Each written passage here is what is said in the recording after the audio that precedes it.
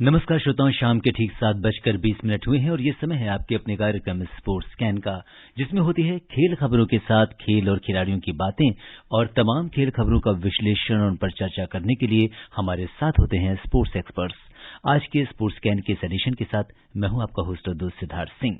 आज हम बात करेंगे भारत ऑस्ट्रेलिया टेस्ट सीरीज की, भारत इंग्लैंड टेस्ट सीरीज की, बताएंगे साल के पहले ग्रैंड स्लैम ऑस्ट्रेलियन ओपन का हाल, साथ ही फुटबॉल की दुनिया में इंडियन सुपर लीग और इंग्लिश प्रीमियर लीग में क्या कुछ चल रहा है खास। तमाम खेल खबरों पर विस्तार से चर्चा करने के लिए हमारे साथ स्टूडियो में मौजूद हैं वरिष्ठ खेल पत्रकार राजेश राय। राजेश, स्पोर्ट्स स्कैन कार्यक्रम में आपका स्वागत है। आप सभी को मेरा नमस्कार। और सबसे पहले नजर डालते हैं अब तक की स्पोर्ट्स हेडलाइंस पर। चेन्नई में दूसरे क्रिकेट टेस्ट मैच में भारत ने इंग्लैंड को जीत के लिए 482 रन का लक्ष्य दिया है। ऑस्ट्रेलियन ओपन में पुरुष सिंगल्स मुकाबले में आज चौथे दौर में स्पेन के राफेल नडाल ने इटली के फेबियो फोग्निनी को 6-3, 6-4, 6-2 से हराकर क्वार्टर फाइनल मुकाबले में प्रवेश कर लिया है। इंडियन सुपर लीग में अब से कुछ देर बाद मुंबई सिटी का मुकाबला बेंगलुरु से होगा और इंग्लिश प्रीमियर लीग में आज फुलहम ने एवर्टन पर 2-0 से जीत दर्ज की है।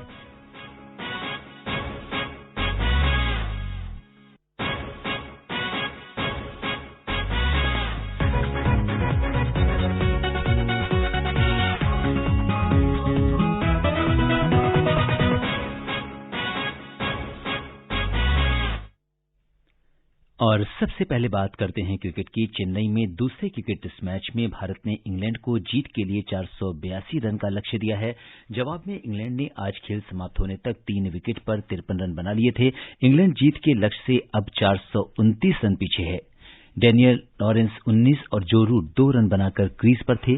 अक्षर पटेल ने 2 और रविचंद्रन अश्विन ने 1 विकेट लिया।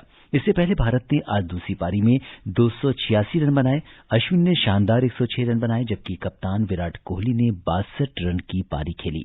इंग्लैंड की ओर से जैक लीच और मोइन अली ने 4-4 विकेट लिए। क्या कुछ खास रहा आज के इस मैच में, जानते हैं अपनी सहयोगी दीपिका की इस रिपोर्ट में।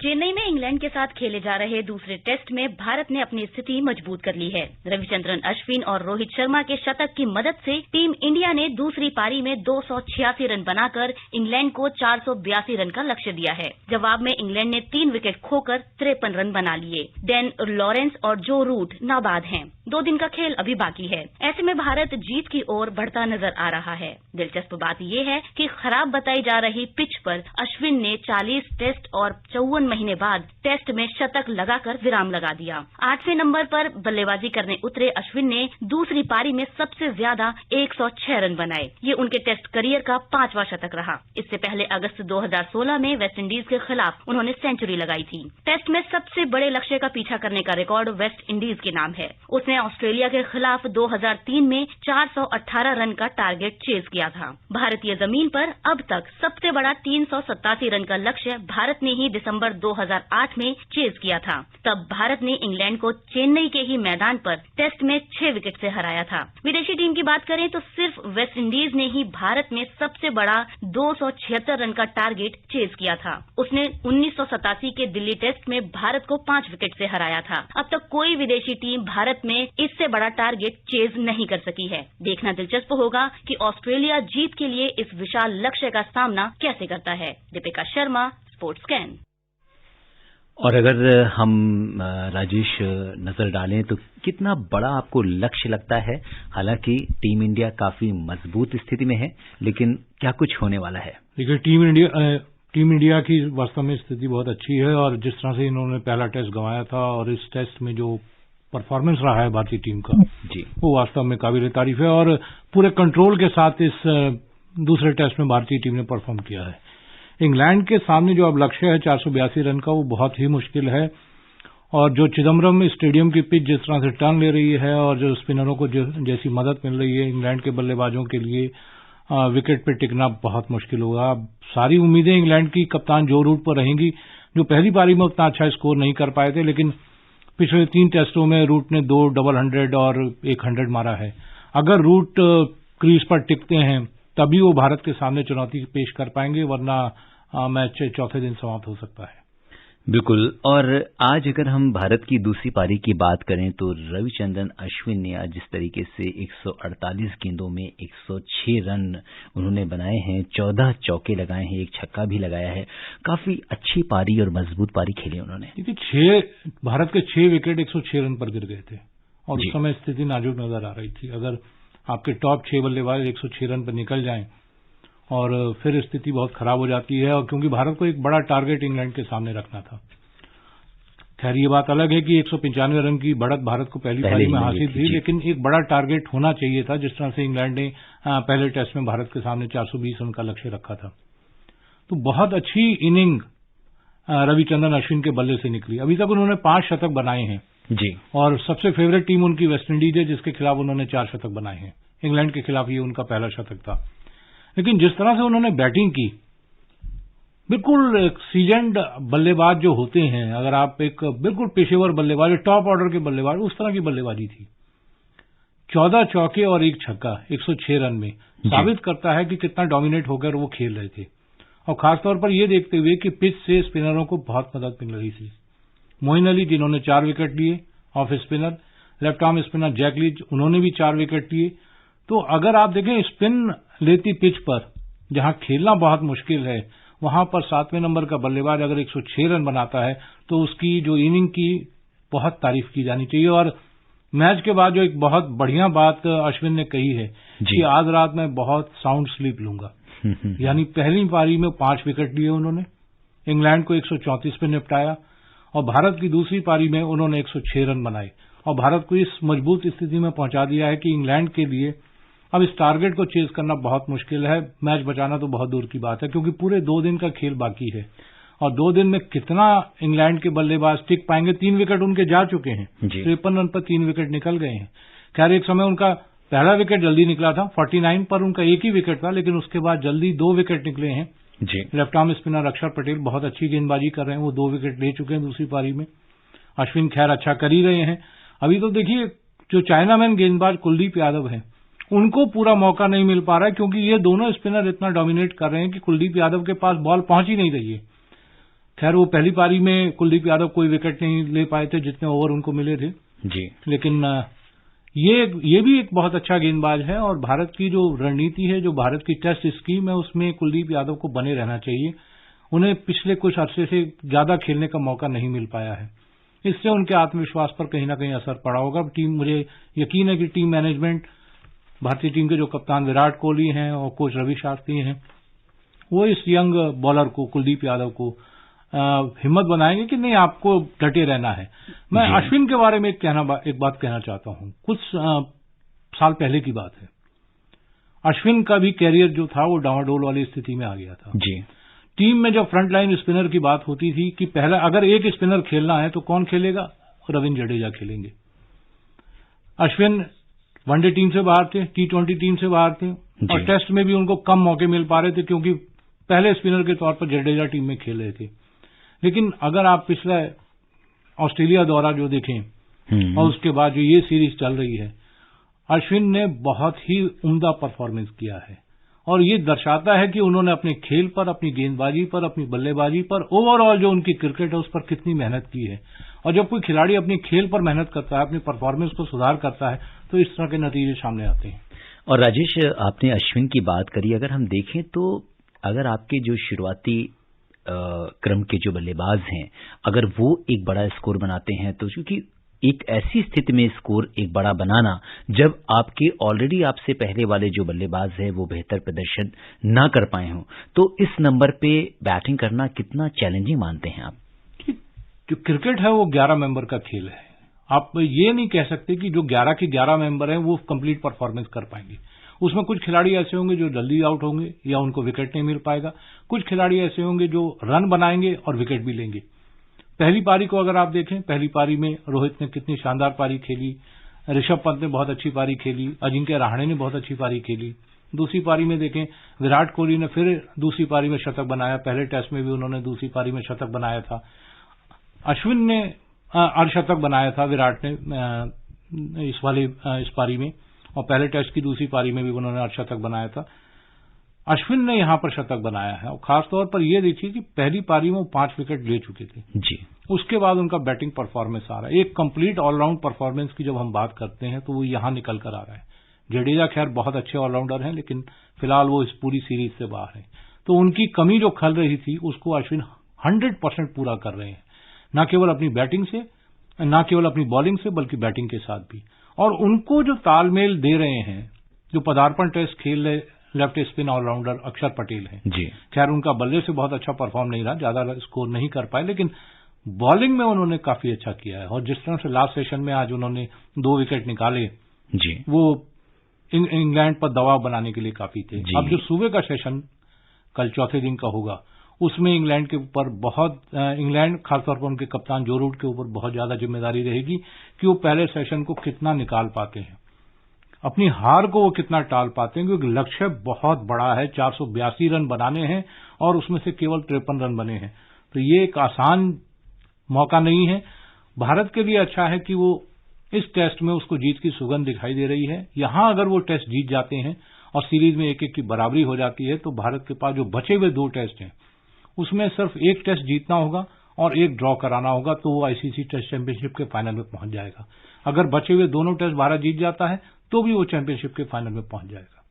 बिल्कुल, तो उम्मीद यही है कि भारत मजबूत स्थिति में है और ये जो इसका परिणाम है वो हमें कल मिल सकता है। बिल्कुल। और इसके साथ ही ये तो बात थी क्रिकेट की, और अब बात करते हैं साल के पहले ग्रैंड स्लैम ऑस्ट्रेलियन ओपन में आज चौथे राउंड के मुकाबलों में क्या कुछ हुआ खास, जानते हैं हमारी सहयोगी प्रियंका अरोड़ा की इस रिपोर्ट में। ऑस्ट्रेलियन ओपन में आज पुरुष सिंगल्स मुकाबले में चौथे दौर में स्पेन के राफेल नडाल ने इटली के फेबियो फोग्निनी को 6-3, 6-4, 6-2 से हराकर क्वार्टर फाइनल मुकाबले में प्रवेश कर लिया। रूस के डेनिल मेदवेदेव ने अमेरिका के मैकेंजी मैकडोनल्ड को 6-4, 6-2, 6-3 से हराकर क्वार्टर फाइनल में जगह बनाई। ग्रीस के स्टेफानोस सितिसिपास और रूस के आंद्रे रूबलेव को वॉक ओवर मिला। महिला सिंगल्स में ऑस्ट्रेलिया की एशले बार्टी ने अमेरिका की शेल्बी रॉजर्स को 6-3, 6-4 से हराकर क्वार्टर फाइनल में प्रवेश किया। अमेरिका की जेनिफर ब्रेडी ने क्रोएशिया की डोना वेकिक को 6-1, 7-5 से हराकर क्वार्टर फाइनल में जगह बनाई। चेक गणराज्य की कैरोलिना मकोवा ने बेल्जियम की इलिस मर्टेंस को 7-6, 7-5 से हराकर क्वार्टर फाइनल में जगह पक्की की। अमेरिका की जेसिका पेगुलो ने यूक्रेन की एलिना स्वितलोना को 6-4, 3-6, 6-3 से हराकर क्वार्टर फाइनल में स्थान बनाया। Priyanka Arora, sports camp. जी हाँ, और राजेश, अगर हम बात करें तो सबसे पहले राफेल नडाल की बात करते हैं। किस तरीके से आज उन्होंने इटली के फेबियो फोग्निनी को 6-3, 6-4, 6-2 से हम ये कह सकते हैं कि आसान जीत दर्ज की है कहीं न कहीं। देखिए, थोड़ा टूर्नामेंट यानी ऑस्ट्रेलियन ओपन शुरू होने से पहले जाइए जी। नडाल को कुछ फिटनेस प्रॉब्लम थी, एटीपी कप में अपनी टीम की तरफ से नहीं खेले थे जी।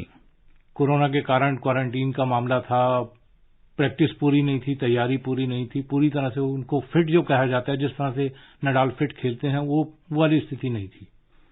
लेकिन जब वो टूर्नामेंट में उतरे हैं और उतरने के बाद अब तक का जो उनका परफॉर्मेंस है, ये कहीं नहीं दिखा रहा है कि उनको फिटनेस के साथ कोई प्रॉब्लम थी।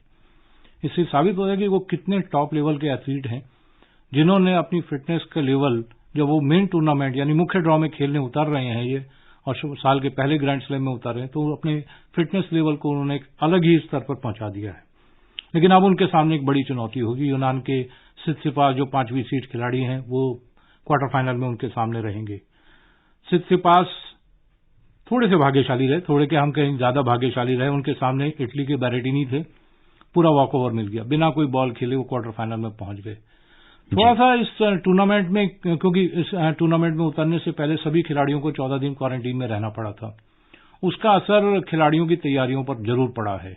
और कई खिलाड़ियों ने जो मैच से बाहर हुए हैं, जो हार गए हैं चौथे दौर तक, उनमें कई ने इस बात की शिकायत की है कि जो 14 दिन का क्वारंटीन पीरियड था, उससे उनकी तैयारियों पर असर पड़ा था। और जब आप खिलाड़ी पूरा अभ्यास नहीं कर पाते हैं और थोड़े अभ्यास के साथ उतरते हैं, तो ऐसी दिक्कतें आती हैं। इसके बावजूद अगर आप देखें तो टूर्नामेंट में जो टॉप लेवल के जितने खिलाड़ी हैं, अगर आप मेंस वर्ग में, पुरुष वर्ग में देखें, जोकोविच क्वार्टर फाइनल में हैं, नडाल जो दूसरी सीड है वो क्वार्टर फाइनल में है, 5वीं सीड सित्सिपास क्वार्टर फाइनल में है, चौथी सीड मेदवेदेव क्वार्टर फाइनल में है, 7वीं सीड रूबलेव क्वार्टर फाइनल में है और 6ठी सीड ज्वेरेव भी क्वार्टर फाइनल में है। यानी पुरुष वर्ग में आप टॉप खिलाड़ियों की संख्या देखिए, वो बने हुए हैं, बहुत बड़ा उलटफेर कहीं नहीं देखने को मिला। एक केवल डोमिनिक थिएम जो तीसरी सीड थे वो बाहर हुए तीसरे दौर में, लेकिन बाकी खिलाड़ी पहुंचे हुए हैं। अगर आप महिला वर्ग में भी जाएं तो उसमें जो नंबर 1 खिलाड़ी हैं दुनिया की एशले बार्टी, वो भी क्वार्टर फाइनल में है। हालेप जो रोमानिया की हैं, 2nd सीड और दूसरे नंबर की खिलाड़ी हैं, वो भी क्वार्टर फाइनल में हैं। ओसाका जो यूएस ओपन चैंपियन, जिन्होंने लास्ट ग्रैंड स्लैम जीता है यूएस ओपन, उसकी चैंपियन है 3री सीड, वो भी क्वार्टर फाइनल में है। और सबसे बड़ी चीज 10वीं सीड अमेरिका की सेरेना विलियम्स 23 ग्रैंड स्लैम खिताब जीत चुकी हैं। पिछले 3 साल से 24वें ग्रैंड स्लैम खिताब की तलाश में है कि वो एक मिल जाए, जो 24 ग्रैंड स्लैम का रिकॉर्ड है उसकी बराबरी कर लें। वो भी क्वार्टर फाइनल में पहुंच चुकी हैं। लेकिन सेरेना के सामने अब जो सबसे बड़ी चुनौती है वो हालेप की है, दूसरी सीड खिलाड़ी हैं और सेरेना के लिए हालेप से पार पाना बहुत मुश्किल काम होगा। तो मुकाबला बहुत ही संघर्षपूर्ण ऑस्ट्रेलियन ओपन मेंस और वुमेन दोनों वर्गों में बना हुआ है और तमाम जो बड़े खिलाड़ी मौजूद हैं इस समय, रोमांचक क्वार्टर फाइनल सभी पुरुष और महिला वर्ग दोनों में देखने को मिलेंगे। बिल्कुल, तो हमारी जो नजर है वो क्वार्टर फाइनल मुकाबलों पर बनी रहेगी। अंतर्राष्ट्रीय विश्व पैरा एथलेटिक्स में भारत ने 23 पदकों के साथ अभियान की समाप्ति की है। ऊंची कूद में प्रवीण कुमार और निशात कुमार ने एशियाई रिकॉर्ड कायम रखने के साथ स्वर्ण पदक हासिल किया। इस प्रतियोगिता में थाईलैंड ने 34 जबकि तुर्की, कीनिया और भारत के नाम 23 पदक रहे। मेजबान संयुक्त अरब अमारात के 14 पदक रहे। अगर हम देखें तो 23 पदकों के साथ अंतर्राष्ट्रीय विश्व पैरा एथलेटिक्स में जो है भारत ने जिस तरह से अपना अभियान पूरा किया है, कितनी बड़ी उपलब्धि मानते हैं?